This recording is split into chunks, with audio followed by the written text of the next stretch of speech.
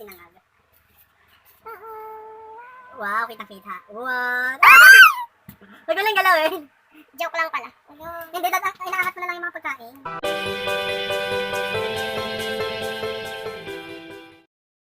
Hi guys! Welcome back to her channel! So for today's vlog, we're gonna do mukbang and Q&A. Go. Gutom na ako. Gutom ka na rin, alam ko, kaya kumain ka muna. Ayan. So meron tayo dito. Kain muna tayo. Sinangag. Guys. Yes, sinangag. Tayo dito. Yan, una na sinangag.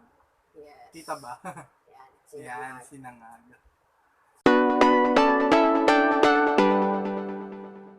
Tas Puro kuha ito tayo lang. nitong, Aha.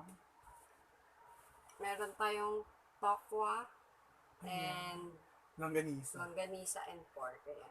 Ayan. Tapos, meron din tayong sweet potato balls. Yan. Yes. Meron din tayong Ayan. Salted egg salted with egg and kamatis. Tomato. Tomato. And syempre, sa salad po natin. Wow, salad. Ayan. Meron tayong kamatis. Ayan. Meron ding Ang hirap iangat. lettuce. Tsaka may onion. Meron tayong, ayan, cheese. Kita ba? Cheese. Ayan, cheese. And Mayo. mayonnaise. And syempre, may isa pa tayong ulam. Kuya! Help me! Kuya! Help me! Ginagawa mo. Get over him. Ito yung isa nating ulam. Yes. Caldereta. 555 spicy caldereta. Yes. And meron din tayong pang dessert. Oo, jelly gulaman. Ayan. Yes. At sa ating drinks, meron tayo dito orange juice with, nata de Nata de coco. coco. Ayan. So, ayan guys. Kumain na tayo.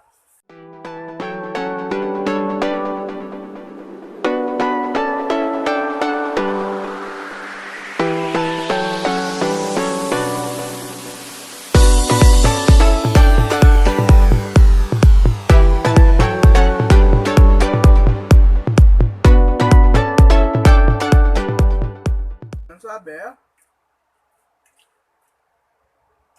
unang tanong, ay ikaw muna sumagot nito. Paano po ako ika-crush back ni Matt? Hahaha. So, siguro isang common misconception kasi na pag sinabi mong Matt, mahirap agad. Yes. Ayun yung ayun yung parang laging tumatak na sa isip natin, no? Kala mo nadalian ako sa Matt, no? Ayun na nga. Paano tayo ka-crush back ni Matt? I-share mo muna na crush mo talaga si Matt or gusto mo talaga yung subject na Matt. Kasi hindi naman mahirap intindihin yung isang bagay na gusto mo talaga. Diba? So, ganun siya. Kailangan parang wholeheartedly mong tatanggapin na gusto mo talaga yung Matt. And kapag wholeheartedly mo na yung natanggap, unti-unti, mas matututunan mo yung Matt. Tapos alisin mo yung mindset na, ay, Matt, ayoko niyan, ang hirap, gano'n. Oo, siguro Alisin mo yun. pag tinanong ka lang, what is your favorite subject? Dapat ang sagot mo, math. Pero so ayun din yung yung goal ng yung mga mathematicians sa YouTube na gusto nila magkaroon ng ng mas maraming bata na pag tinanong ko anong favorite subject mo, math. Kasi lagi na lang kapag tinanong mo ano favorite subject mo, mga science, English, ganun. Walang naging Okay lang favorite naman sa yun, math. hindi masakit. Char, hindi masakit. Nga, hindi Para sa favorite aming mo. mga math major na hindi nyo favorite yung math. Siguro yung masakit lang na part doon na hindi nyo pa tinatry, inaayawan nyo na yung math. Kaya yung pag what is your most hated subject? Math Oo. ang sagot. Ayun yung masakit. Okay lang i-hate nyo yung math, pero sana hindi umabot sa point na ayawan nyo na yung pag-aaral dahil sa math. Kasi math is everywhere. Hindi nyo yun hindi nyo matataasan yung math. Kahit anong course mo, may math pa rin. And ayun, after ng first question, ubos na.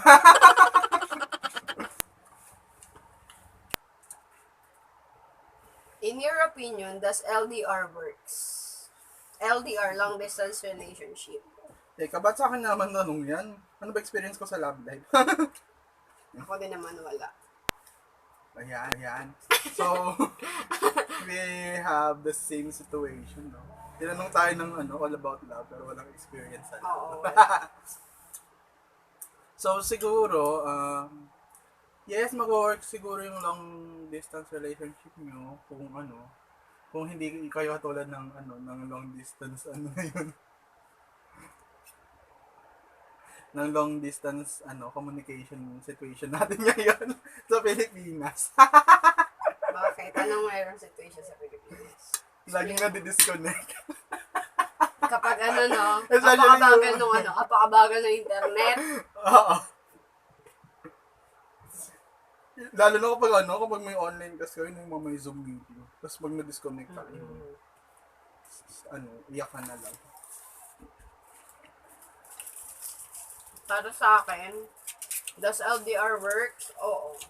Kung pipiliin nyo na mag-work, alam nyo, kahit anong sitwasyon pa yan, kung pipiliin nyo parehas hindi yung ikaw lang, parehas. Dapat mutual yan, kasi relationship yan eh. Kung parehas na pipiliin na mag-work yung relationship nyo kahit LDR kayo, mag-work yan. A song that reminds you about life and why? So, paano intonation, no? A song that reminds you about life and why? Ganun intonation talaga. Ano mo kainom?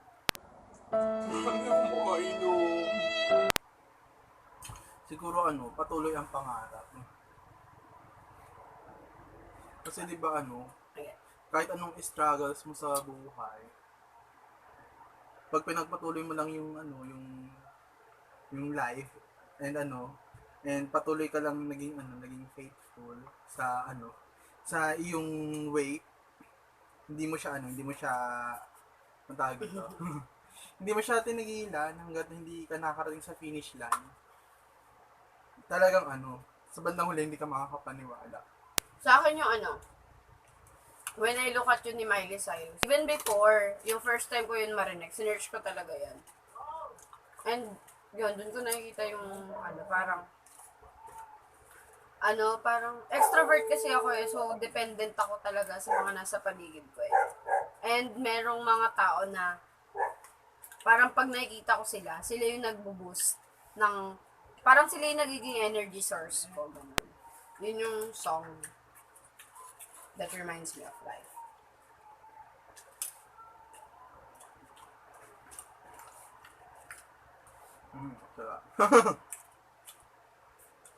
So, next. Ito. Hindi ko alam kung masasagot to ni Kuya kasi hindi siya nag-ML. If you would be a hero in Mobile Legends to conquer evilness, which hero would you pick and why? Tapos yung skills or power ng hero, i-connect mo sa daily struggles while sa society, ACADS or what? Ayun, so disclaimer po, hindi talaga ako naglalaro ng ML. At ayun, I'm so sorry, hindi ko talaga siya masasagot. Ayun. Since ako yung naglalaro ng ML, ako nito. Yan, although alam ko po yung mga hero na sila, Layla, pero pangalan lang yung Layla, Zilong, ganun. Siguro si Esmeralda. Yung ultimate ni Esme, tatalunan niya yung mga kalaban. Tapos kapag yung mga kalaban kasi, yung iniisip ko sa mga kalaban, anything na problema. So pag, di ba kapag, halimbawa, 5 yung kalaban mo, di ba? Tapos kapag tinalunan mo yun, hindi sila agad ma-dissolve. Kakalabanin mo pa sila, uy! Sorry. Sige na. Ayan. Kakalabanin mo pa sila, tapos mag-first second ka ng first second. Which is yung para naman sa akin, parang, ang iniisip ko kasi parang negativity yung mga problema na yun, di ba? Siyempre, negativity yung nadudulot nun sa atin. So, kakalabanin ko yung negativity na yun. Gamit yung first second niya. Parang hihigupin ko yung negativity na yun, tapos gagawin ko positive. Ganyan. Wow! Kala mo talaga. Na all. Sana na-gets nyo. Ang hirap kasi explain eh. What's been your most embarrassing moment? Ikaw muna. Parang hindi ko maisip kung ano. Sa akin yung most embarrassing, meron akong prof na basta nagpa-test siya. Nagpa-quiz. Ay, test. Parang summative test. Tapos may isang number doon na feeling ko tama yung pagkakasolve ko. Tapos nilaban ko ng nilaban. Tapos, hanggang nasa faculty, parang hinabol ko pa siya hanggang faculty. Kasama ko pa yung kaklase ko. Tapos, nung habang kausap ko na siya, dun ko lang na-realize na mali nga ako. Doon pala din ako pumunta dito. Parang gano'n. Wala lang. Nakakaya kasi pinuntahan ko pa si sir. Tapos, gano'n. Pinuntahan ko pa siya. Tapos, nakakaya lang. Pinuntahan ko pa siya. Tapos, mali pala ako. Nilaban ko pa. Mali pala. Nilaban ko pa. Mali pala. Ito hindi ko talaga alam kung ano. Ito yung most embarrassing ko. Pero, ito yung naaalala ko.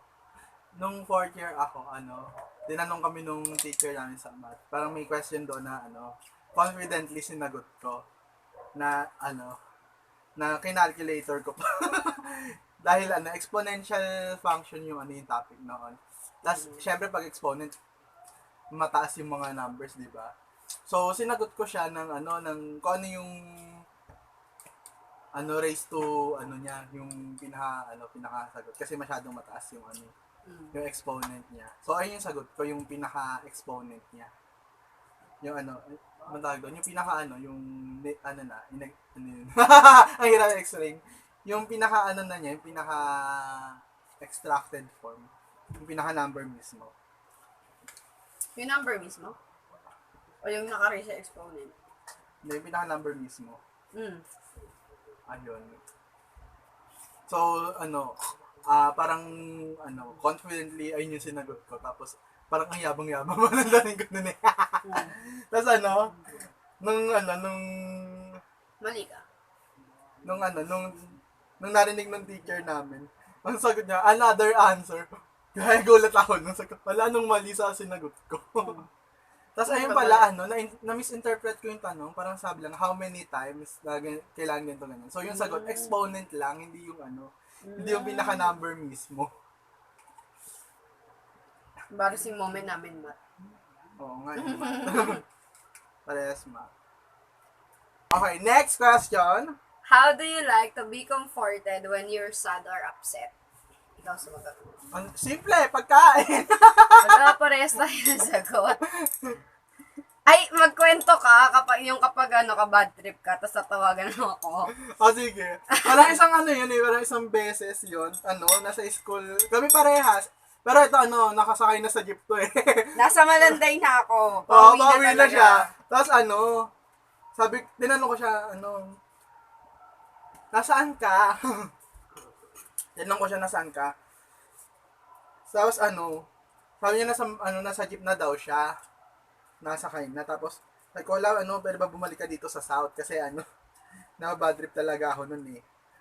Adi siya, bumalik naman siya. Tapos, Kasi sabi niya, sagot niya daw pamasahe ko. Eh, wala na akong pamasahe. ayun. Ay, bumalik ako.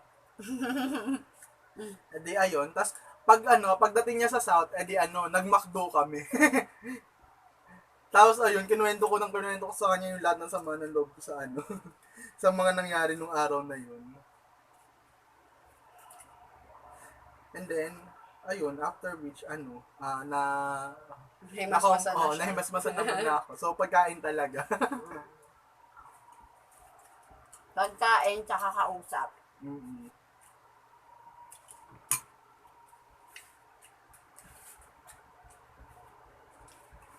Kasi tawag doon, parang kailangan mo talaga kahit strong ka, kailangan mo ng someone na pagsasabihan talaga.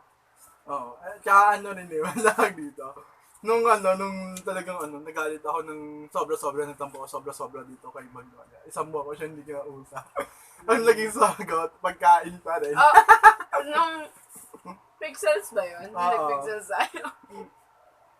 Hindi ko na alam ba siya nagtampo. Hindi, parang kasi may tinatanong yata ako nun, tapos, hindi niya ako pinansin, ganun. Bago lang yung may tinatanong, tapos di kita nasagot kasi nanonood ako ng video. Neto lang yun. Ay, hindi, yun, yung sinagot mo ako ng parang may tinatanong ako sa'yo, Sagot ko sa, sabi ko, ang sagot ko sa kanya, huwag mo akong kausapin, manahimik ka, gano'n. Eh, di ayun, hindi ko nga siya kinausap. 1 month. Oo, 1 month yun. Tapos hindi alam ng mga ka-choir namin na nag-away kami, ganyan. Wala lang nakakaalam. Hindi talaga totally nag-away. Bigla na lang, hindi ako, tahimik na tahimik ako. Hindi ako, umiimik sa kanya, ganun. Tapos nung nag-usap kami, parang, after man nag-usap kami, sabi ko, tara kain tayo. Libre ko. Ayun, bati na kami. Pero madalas milk o kaya Sunday. Makdo, ganun. Shoutout sa mga kaibigan ka dyan